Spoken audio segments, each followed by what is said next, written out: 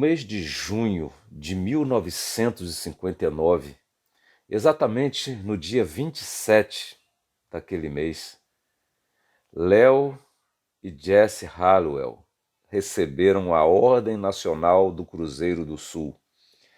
Essa é a maior comenda concedida pelo governo brasileiro a estrangeiros que prestam serviços notáveis ao nosso país. No momento da entrega, a respeito deles foi dito que eles figuram entre aqueles poucos que são capazes de dar tudo sem esperar nada em troca. Poucos capazes de dar tudo sem esperar nada em troca. Esse casal trabalhou na região amazônica por quase 40 anos. Trabalhou num barco que atendia as populações ribeirinhas, vivendo realmente situações muito difíceis. Estima-se que tenham tratado mais de 250 mil pacientes com as mais variadas doenças. E para realizar esse trabalho, deixaram parentes, deixaram conforto, deixaram segurança. A esse respeito é interessante analisar um comentário feito pelo filósofo romeno Émile Cioran. Ele comentou que sempre admirou muito as pessoas que deixam tudo e todos e se submetem a viverem uma vida isolada, a um tipo de ascetismo, porque essas pessoas têm coragem de irem para um ambiente deserto e sobreviverem ali, distante de todos. Ele disse que ele também desejava fazer isso, mas o que lhe impedia, o que lhe fazia desistir, era medo do frio. São poucos os que se envolvem em algo tendo por certo algum prejuízo. Poucos também que confessam isso. Para alguns pode ser medo do frio, para outros medo de perder renda, para outros ficar longe de parentes, mas de um ou de outro modo costuma ser sempre por não querer perder algum conforto, não querer perder alguma estabilidade. É interessante que costumamos nos referir à humanidade como o grupo de seres que vive segundo a razão, mas o que vemos é um grupo de seres vivendo sob o instinto de autopreservação. E ainda com o agravante de essa preocupação consigo próprio muitas vezes não envolver a preocupação com o outro. A preocupação com o outro se esbarra naquele ponto que mexe com o próprio conforto. Ainda que esse conforto seja algo muito pequeno, quase um desconforto, mas pode ser suficiente para fazer desistir. Aqui eu quero fazer um comentário a partir de uma análise de Voltaire. Voltaire, no seu dicionário filosófico, tratando da palavra, do verbete Inquisição, mostra algo muito contundente a esse ponto, a esse respeito. De início, ele aponta a Inquisição como sendo uma invenção da cristandade, como de fato foi, mas uma cristandade apostatada de sua raiz, com o objetivo de dar mais poder àqueles que já eram poderosos dentro da cristandade. E ele cita, dar mais poder ao Papa, dar mais poder aos monges mais poderosos, ele ainda diz assim. E aí ele completa dizendo, e tornar hipócrita todo um reino. Tornar hipócrita todo um reino. Essa expressão usada por ele chama muito a atenção. E nós vamos compreender o que ele quis dizer com isso. É que, após essa introdução direta e acusatória, Voltaire cita o fundador da Inquisição em seu primeiro caso inquisitório. E nesse caso, esse inquisidor dizia reconciliar com a igreja um tal Rogério, mas desde que ele se submeta a ser açoitado por um padre por 3 domingos consecutivos, desde a entrada da cidade até a porta da igreja. Que ele faça abstinência de carne por toda a sua vida, que jejue durante 3 quaresmas do ano, que nunca mais beba vinho, que vista o sambetino, aquele roupão amarelo que os condenados à fogueira usavam, que recite o breviário todos os dias, que diga 10 Pai Nossos por dia e 20 Pai Nossos à meia-noite, e que se apresente todos os meses ao padre de sua paróquia. Tudo isso sob pena de ser tratado como herege. Então, Voltaire, depois de citar esse fato, ele cita a meticulosa obra de Luís de Páramo sobre a Inquisição. Esta obra foi impressa em 1598 em Madrid, foi impressa com o apoio da igreja, com o apoio do rei.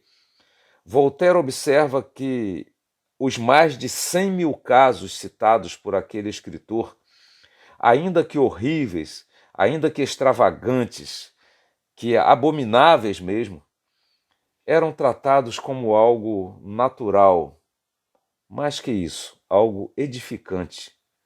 Mas isso não era tratado como natural e edificante apenas pelo escritor, que também era um padre inquisidor.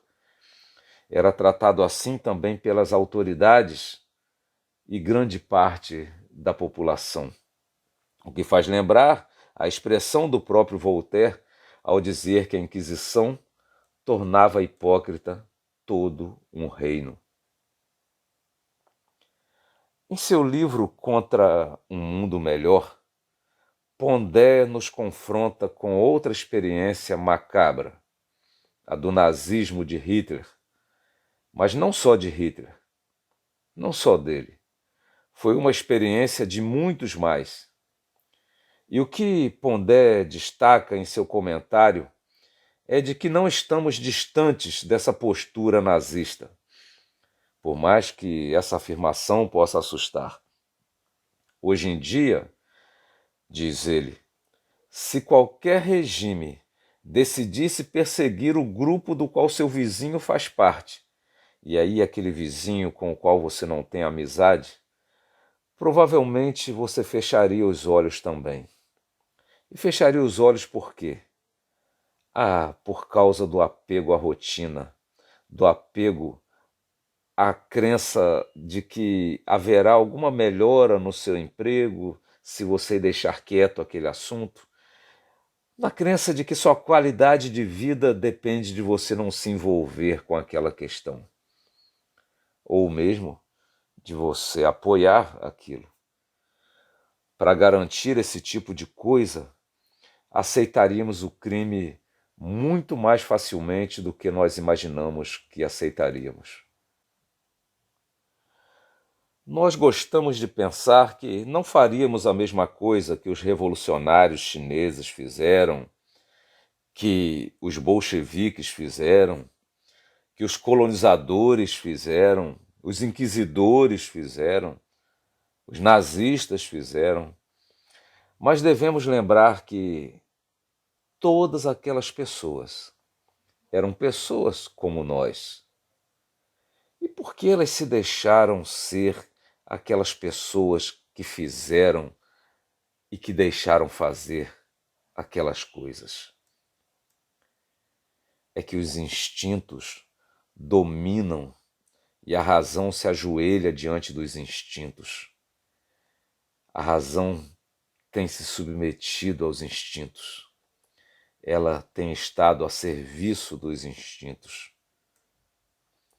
Os filósofos da escola de Frankfurt desenvolveram o conceito de razão instrumental. E é tomando esse termo, essa expressão razão instrumental, que eu quero aqui ponderar que a razão nem sempre é mesmo a causa. A razão é muitas vezes apenas um meio. A razão é apenas um instrumento usado. É aquilo que é manipulado para alcançar certo fim. E quem manipula a razão? O instinto. Quem manipula a razão? Nossos desejos, nossas vontades, nossos sentimentos, por mais egoístas que possam ser, por mais animalescos que possam ser. Só que a verdadeira razão não pode ser manipulada. No momento em que isso acontece, ela deixa de ser razão. Porque a razão só é razão de fato quando ela é senhora, nunca quando ela é serva. A razão pressupõe liberdade.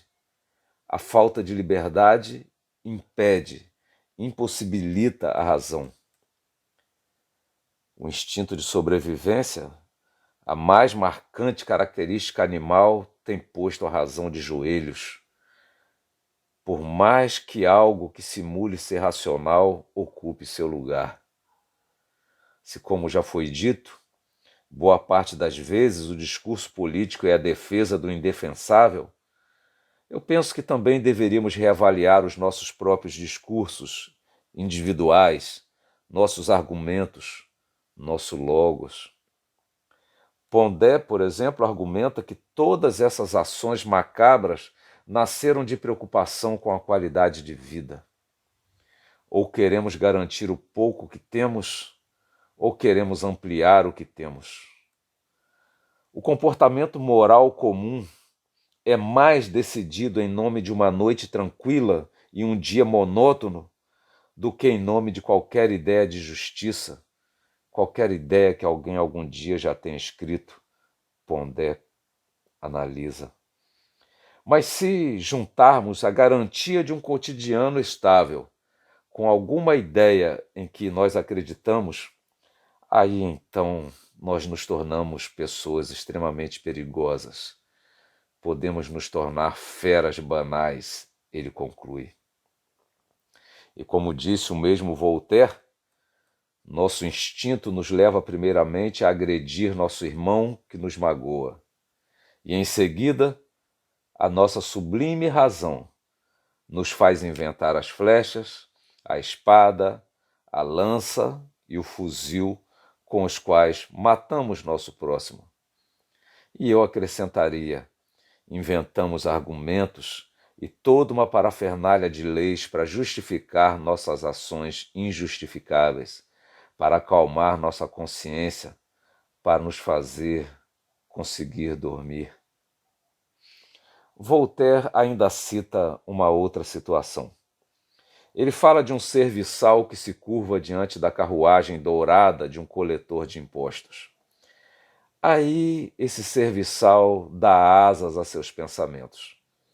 Vai trabalhar no comércio, investe em sua educação, comete alguns roubos aqui e ali de modo sutil, até se tornar um grande senhor.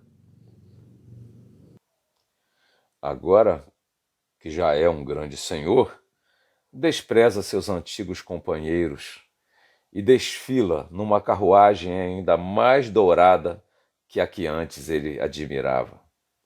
Então Voltaire pergunta: que instinto é esse? Acontece que, no fundo, esse instinto se depara com a necessidade de escolha. Porque, sendo racionais, a razão nos acusa quando tentamos nos afastar dela, quando tentamos nos convencer de que temos razão quando não temos. Muitos dos seres humanos que mais se julgam livres são aqueles que, na verdade, se submeteram a serem escravos de seus instintos. Então, em busca de garantirem a sobrevivência com o máximo de conforto e estabilidade ao seu alcance, vão considerar que a razão está no argumento que melhor serve aos seus interesses. E para isso, não importa a eles se o que quer que seja tornar hipócrita todo um reino, seja uma guerra ou seja uma paz.